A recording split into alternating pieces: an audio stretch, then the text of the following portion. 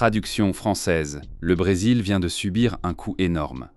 Rafinha, l'un de leurs joueurs les plus importants, serait écarté pour le reste de la Coupe du Monde après avoir souffert d'une blessure lors du dernier match du Brésil. Alors, qu'est-ce qui s'est exactement passé? Et à quel point cela nuit-il aux chances du Brésil? Allons-y. La nuit de Coupe du Monde de Rafinha s'est terminée avant Halim. L'ailier du Barcelone a été contraint de quitter le terrain à la 40e minute du match du groupe C du Brésil contre Haïti le 19 juin, souffrant de ce qui semblait être une blessure à l'ischio-jambier. Réfléchissez à cela une seconde. La 40e minute contre Haïti. Ce n'était pas un tacle en dernière minute dans un match à élimination directe. Ce n'était pas une collision brutale dans un derby. C'était un moment non-contact, le plus cruel des genres, où le corps d'un joueur cède simplement sans qu'un seul adversaire ne le touche devant une foule à guichet fermé de 68-124. À Philadelphie, le Brésil était en train de se remettre sur les rails, avec une victoire confortable sur Haïti, en phase de groupe de la Coupe du Monde 2026. Le Brésil menait 2-0 à ce moment-là, avec Matheus Cunha responsable des 2 buts. Le score disait une chose. L'ambiance dans le stade disait quelque chose d'entièrement différent. Rafinha a été remplacé en première mi-temps de la victoire du Brésil sur Haïti à Philadelphie en raison d'une blessure à sa jambe droite. L'allié a reçu des soins de l'équipe médicale du Brésil sur le terrain avant de quitter le match. Il semblait visiblement contrarié et a été vu recevant des paroles d'encouragement de son coéquipier Gabriel Magal. Et cette image spécifique de Gabriel posant sa main sur son épaule, est celle dont les supporters du Brésil vont se souvenir, et pas pour de bonnes raisons. Rafinha avait commencé pour le côté de Carlo Ancelotti et a manqué quelques bonnes occasions en début de match, mais il était remarquablement absent des célébrations du 2e but du Brésil, marqué par Matheus Cunha et remplacé par Ryan peu de temps après. L'homme de Barcelone semblait visiblement contrarié en étant examiné par les médecins et a eu une conversation avec Vini Junior, avant de quitter le terrain qui semblait inquiéter son coéquipier. Quand Vinícius Junior semble inquiet, vous savez que la situation est grave. C'est un homme qui a affronté des foules de 90 au Bernabéu. Il était secoué. La fédération brésilienne a confirmé dans un communiqué après le match que Rafinha avait ressenti une douleur à l'ischio-jambier droit lors de la première mi-temps du match contre Haïti, ajoutant que le joueur a commencé un traitement et sera réévalué. Réévalué. Ce mot, personne n'est prêt à dire le pire à haute voix pour l'instant, mais les visages l'ont dit. La réaction du banc l'a dit. Et l'historique de cette blessure spécifique chez ce joueur spécifique l'a dit le plus fort de tous. Avec Neymar toujours en convalescence de sa propre blessure. Cette fois, c'était Rafinha, dont le statut a été mis en doute. 2 des plus grands noms offensifs du Brésil, tous 2 indisponibles pour le même match contre Haïti. Perdre les 2 simultanément n'est pas exactement un problème mineur pour une équipe qui a toutes les ambitions de remporter un 6e trophée de Coupe du Monde. La profondeur à l'aile droite s'étend vers Luis Henrique et d'autres, mais aucun ne porte la combinaison de menaces de pièces de jeu, d'intensité de pressing et de production de buts de Rafinha. Rafinha a été remplacé sur le terrain par Ryan, nom complet Ryan Vitor Simplicio Rocher, un attaquant qui joue pour Bournemouth en Premier League. Le joueur de 19 ans a fait ses débuts en Coupe du Monde en l'absence de Rafinha. Un adolescent faisant ses débuts en Coupe du Monde dans un match de groupe décisif parce que l'homme qu'il remplaçait venait de s'effondrer sur le gazon. C'est la réalité avec laquelle le Brésil vit maintenant. Bien que ce ne soit pas une performance classique, Rafinha n'a pas marqué de but, qui a été annulé pour être hors-jeu et n'a pas officiellement créé une occasion. La meilleure ligne offensive du Brésil en ce moment est Rafinha, Vinícius Junior et Matheus Cunha. Mais perdre une partie de ce trio met trop de pression sur les autres et cela s'est vu en 2e mi-temps. Le Brésil a finalement remporté 3-0. Mais personne dans ce vestiaire ne célébrait pour comprendre pourquoi ce moment de la 40e minute semblait si dévastateur. Pour comprendre, vous devez comprendre les mois qui ont précédé, car Rafinha n'est pas arrivé à cette Coupe du Monde en tant que joueur en parfaite condition physique. Il est arrivé en portant un corps qui avait passé toute la saison à essayer de lui faire défaut. Le joueur de 29 ans est arrivé à ce tournoi physiquement compromis. Rafinha a manqué des portions d'entraînement en amont du match contre Haïti. Il s'est présenté à une séance sans ses chaussures, ses pieds couverts d'ampoules, des ampoules assez graves pour s'entraîner sans chaussures. Ce n'est pas un petit désagrément. C'est un corps qui crie pour du repos au pire moment possible. Il a reconnu avant le début du tournoi que sa condition physique n'était pas à pleine capacité. Et pourtant, Ancelotti l'a sélectionné, l'a aligné. Parce que quand vous avez un joueur de la qualité de Raphinha, même à 80%, vous prenez ce risque. Le problème est que ce risque vient de se retourner contre le Brésil de la manière la plus publique imaginable. Le 27 mars, Raphinha s'est blessé à l'ischio-jambier droit. Lors d'un match amical contre la France, celui-ci l'a coûté environ 5 semaines à l'écart. 5 semaines dehors, ischio-jambier droit. Cela vous semble familier? Parce que c'est l'emplacement exact, le type exact de blessure sur le même joueur exact. Et c'est ce qui rend cela si alarmant. Au cours de cette absence, Barcelone a dû naviguer les matchs de Ligue des Champions contre l'Atlético Madrid sans l'une de ses menaces offensives les plus dynamiques. Il s'est battu pour revenir de cela, a fait un retour précipité, sans doute. Et quand un joueur revient d'une blessure à l'ischio-jambier sans réadaptation complète, quand il persiste à travers les ampoules et les séances d'entraînement partielles pour être prêt pour un tournoi, l'ischio-jambier a tendance à avoir le dernier mot. Ce n'est pas de la spéculation. C'est juste comme fonctionnent les blessures musculaires. Raphinha a fait face à plusieurs blessures musculaires du bas du corps tout au long de la saison 2025-26. Les problèmes d'ischio-jambier ont été les plus persistants et les plus dommageables du lot. Ce n'était pas de la malchance. C'était un modèle, une saison pleine d'avertissements que personne ne voulait entendre. Pas Barcelone, pas le Brésil, pas Raphinha lui-même, car il était tout simplement trop important pour être laissé de côté. L'entraîneur de l'équipe brésilienne Carlo Ancelotti avait déjà confirmé que Raphinha avait été retiré à Alimé lors d'une défaite précédente contre la France en raison d'un problème musculaire. L'allié du Barcelone, un élément vital du trident offensif de la Célésone, a été remplacé par Luis Enrique après des 45 premières minutes prometteuses. Avec la Coupe du Monde 2026 qui s'approche, sa condition physique est restée une préoccupation majeure pour le personnel technique.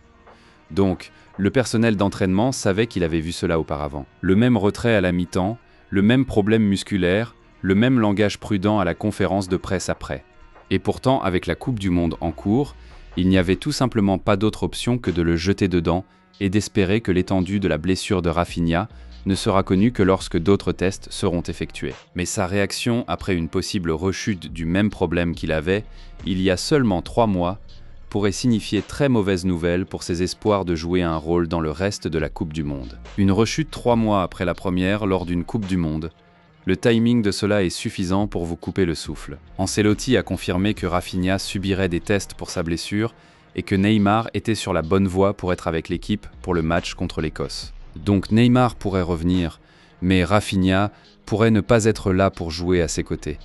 L'équipe qui était supposée tirer ensemble, Raphinha, Vivini, Neymar, est démantelée blessure par blessure, match après match. Les chiffres seuls ne rendent pas justice à ce que Raphinha signifie pour cette équipe, mais commencez par les chiffres de toute façon car ils valent la peine d'être énoncés à haute voix. Raphinha est revenu d'une saison meilleure que jamais à Barcelone, enregistrant 34 buts et 22 passes décisives dans toutes les compétitions lors de sa première saison sous Hansi Flick.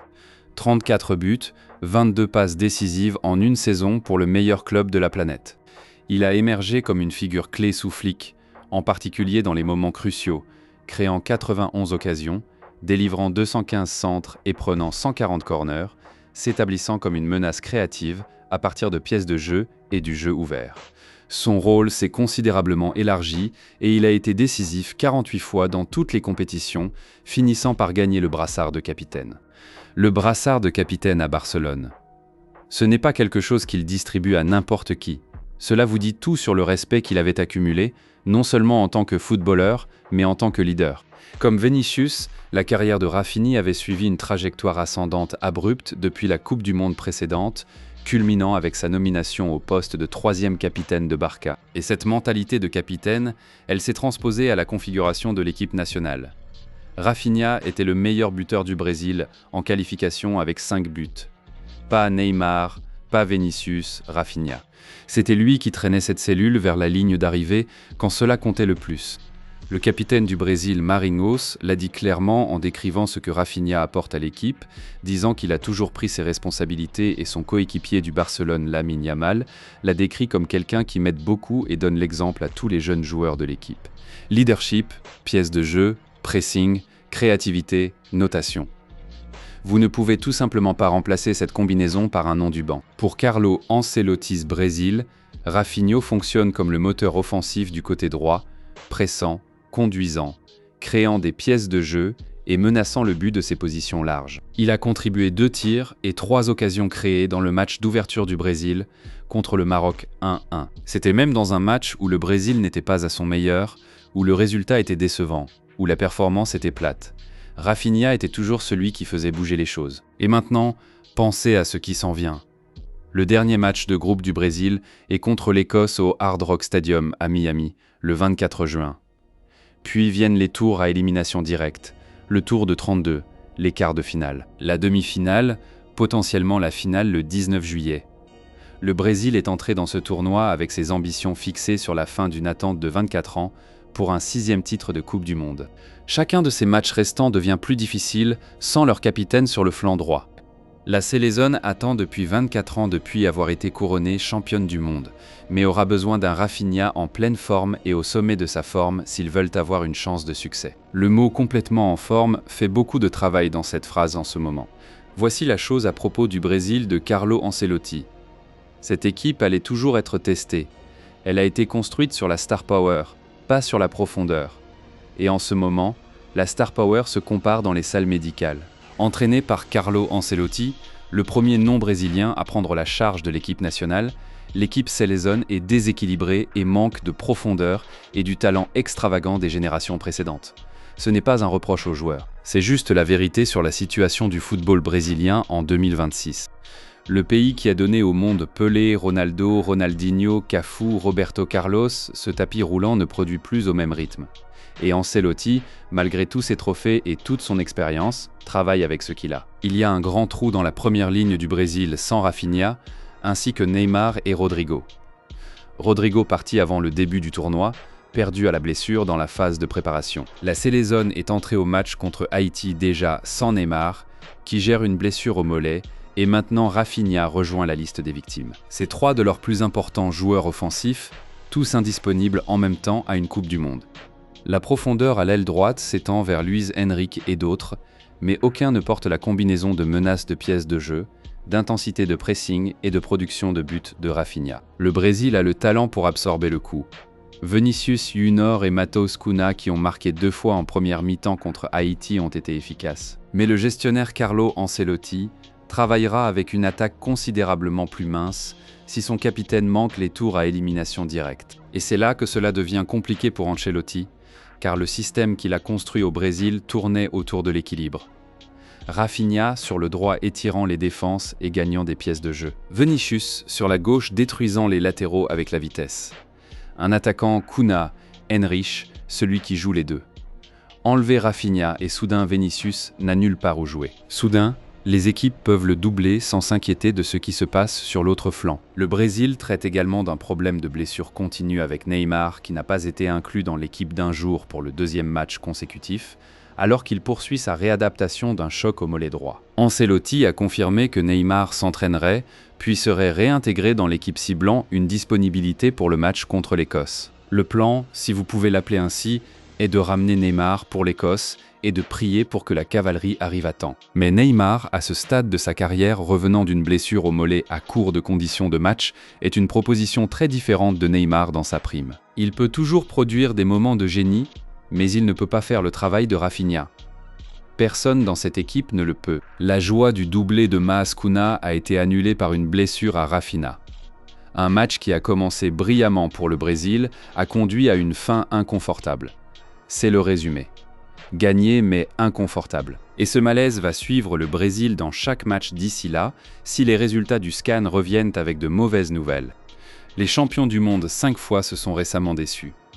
Le Brésil s'est éliminé de la Coupe du Monde 2022 et de la Copa América 2024 en quart de finale, et n'a enregistré que 6 victoires en 14 matchs de qualification pour la Coupe du Monde 2026.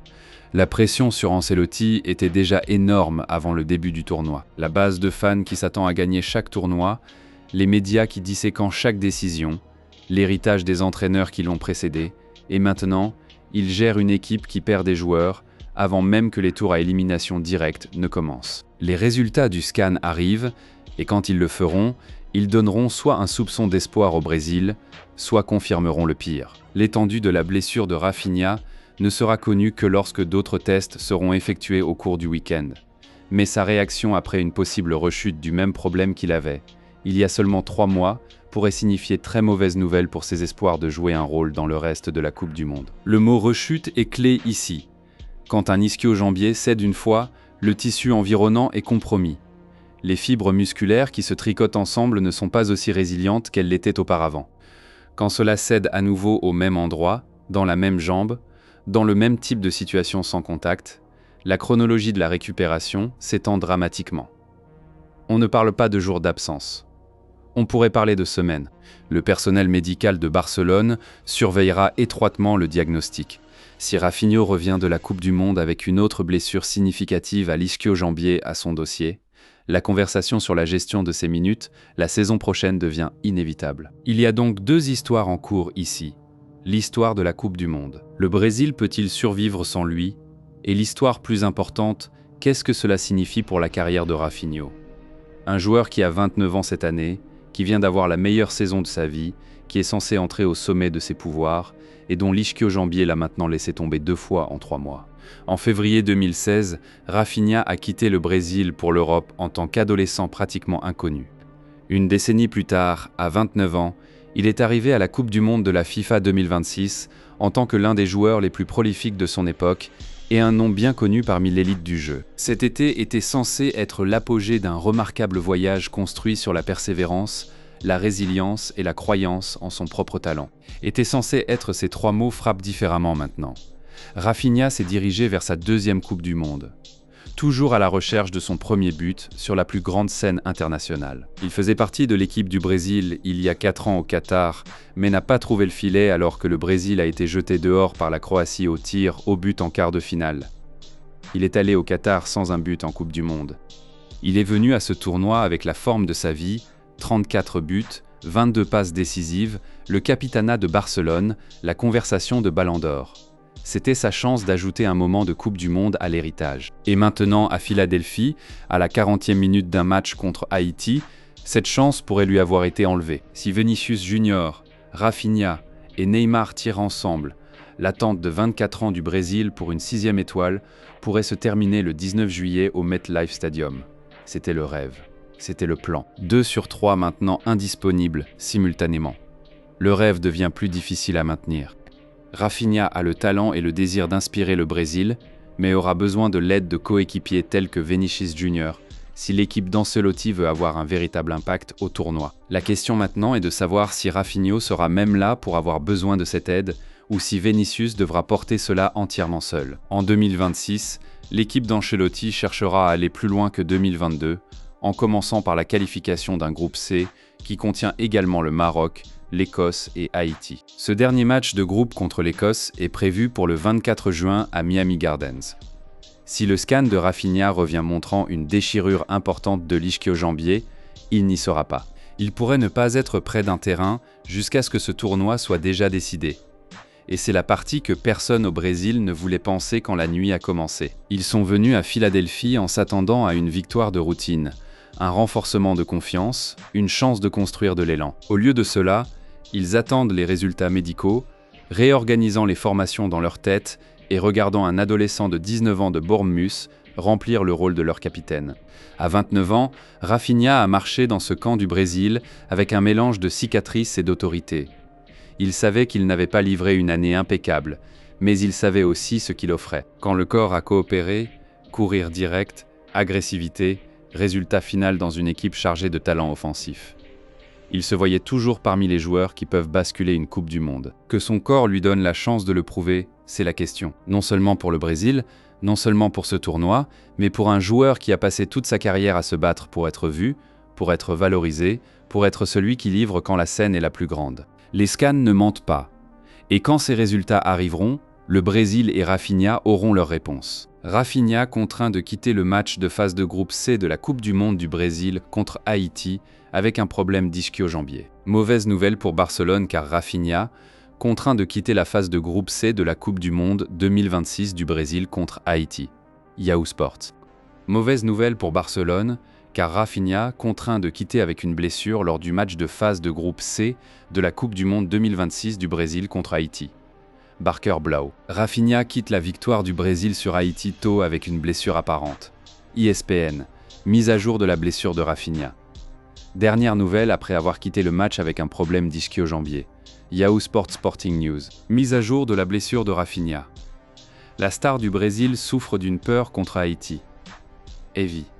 Rafinha blessé et remplacé pour le Brésil à la 40e minute contre Haïti. Crypto Briefing. Nuage de blessures de Rafinha. Victoire du Brésil sur Haïti. CBS Sports. Profil de Rafinha. Coupe du monde FIFA 2026. Stats. Actualité de Rafinha Soccer. RotoWire. Équipe de Coupe du monde du Brésil 2026. Effectif complet de 26 joueurs. World Cup Pass. Rafinha revient à la Coupe du monde transformée. Yahoo Sports. Rafinha nommé dans l'équipe de Coupe du monde du Brésil. FC Barcelone. Calendrier de la Coupe du monde du Brésil 2026. Fox Sports. Calendrier et résultats des matchs de la Coupe du monde FIFA 2026. ESPN. La quête de Rafinha pour la gloire de la Coupe du monde avec le Brésil. Actualité sportive. Pourquoi Rafinha ne joue pas pour le Brésil contre l'Équateur?